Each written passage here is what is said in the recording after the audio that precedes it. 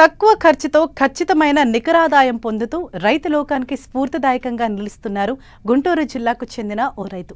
అందరలా కాకుండా మార్కెట్లో అధిక ధర పలికే రకాలను ఎంచుకొని ప్రకృతి విధానంలో సాగు చేస్తున్నారు. మరోవైపు అంతర పంటలతో అదనపు ఆదాయాన్ని పొందుతున్నారు. ఈ రైతు సాగు వివరాలేంటో మనము చూసేద్దామా?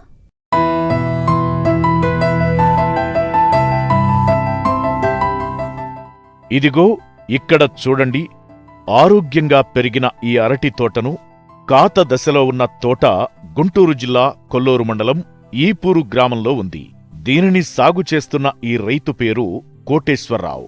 వయస్సు 84 ఇంకా వ్యవసాయం చేస్తూనే ఉన్నారు. గతంలో రసాయన ఎరువులతో పంటలు పండించిన ఈయన 4 ఏళ్లుగా పూర్తిగా ప్రకృతి వ్యవసాయానికి మళ్లారు. ముఖ్యంగా తనకున్న వ్యవసాయ భూమిలో లోకల్ రకాలైన కర్పూరం, చక్కెరకేళి టిష్యూ కల్చర్ మొక్కలను 4 ఎకరాల్లో సాగు చేస్తున్నారు. పంట మొదటి దశలో అంతర పంటలను సాగు చేసి అదనపు ఆదాయం కూడా ఆర్జించారు. అయితే ఈ పంటకు ఎలాంటి రసాయన ఎరువులను వాడలేదు. కేవలం ప్రకృతి విధానంలో సాగు చేస్తూ తక్కువ పెట్టుబడితోనే పంట దిగుబడిని పొందేందుకు సిద్ధమయ్యారు. చక్కెరకేళిను కర్పూర 2 వేసామండి. ఈ మొక్కలు అనంతపురం జిల్లాని తెప్పించామండి. టిష్యూ కల్చర్ ఏమి రసాయనిక ఎరువు అంటే వేయకుండా అచ్చంగా ఈ జీవామృతం అంటే ఇందాక మీరు చూపించాం కదండి, జీవామృతం వేసాము ఎక్కువగా సార్లు. దాంతోపాటు ఘన జీవామృతం కూడా 2 సార్లు వేసానండి. మళ్ళీ కూడా వేయటం కూడా సిద్ధంగా ఉన్నామండి. పై మందుల మటుకు ఈ భీమరాజు ఇచ్చే మందులన్నీ వాడుతున్నామండి.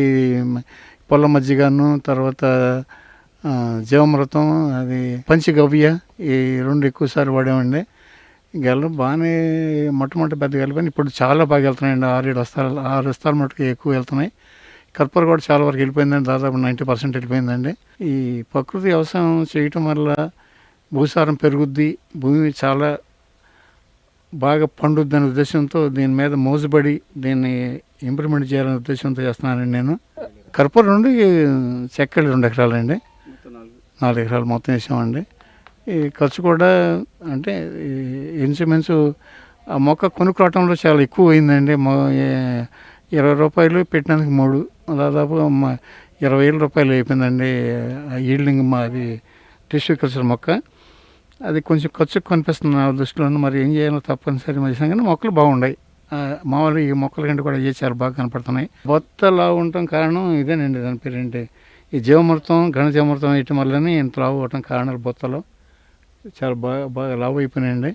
గాలి వచ్చినప్పుడు చాలా తట్టుకోవడానికి కూడా ఎక్కువగా అవకాశం ఉందండి దీనికి. ఇది అన్ని తోటలు అన్ని పక్కన సీల పక్కన చాలా వరకు ఇరిగిపోయినాయండి. కానీ మా దాంట్లో చెక్కు చెదరలేదు ఎక్కడ కూడా, ఏ మొక్క కూడాను. ఈ ప్రకృతి వ్యవసాయంలో ఉండే పండుగను మామూలు దాని పండుగకి అది 3 రోజులు ఉంటేనే పాడైపోతుంది. ఇది 10-15 రోజులు ఉండే అవకాశాలు ఉన్నాయి. ఈ పండుగ స్వీట్గా ఉంటుంది, అందరికీ అనుకూలంగా ఉంటుంది. ఖర్చు మట్టుకు సుమారుగా ఎకరానికి 1,00,000 రూపాయలు తక్కువ అవుదండి. అయితే గెల 500 అమ్మితే దాదాపు 5,00,000 రూపాయలు అయితే 1,00,000 తీసేసిన 3,00,000 రూపాయలు వచ్చే అవకాశాలు ఉన్నాయి దీని దగ్గర. వ్యవసాయంలో ఖర్చులు తగ్గించడంతో పాటు నాణ్యమైన క్రిమిసంహారక రహిత దిగుబడులు సాధించాలనే ధ్యేయంతో అందుబాటులోకి వచ్చిందే ప్రకృతి వ్యవసాయం. విచ్చలవిడిగా రసాయన ఎరువులు, పురుగుల మందుల వినియోగం వల్ల భూమి నిస్సారంగా మారుతోంది. దిగుబడులు తగ్గిపోతున్నాయి. రసాయన ఎరువుల వాడకం తగ్గించాలనే లక్ష్యంతో ఏపీలో ప్రకృతి వ్యవసాయ విభాగం రైతులకు సాగు పట్ల అవగాహన కల్పిస్తోంది. వివిధ రకాల ఎరువులు, కషాయాలను తయారు చేస్తున్నారు.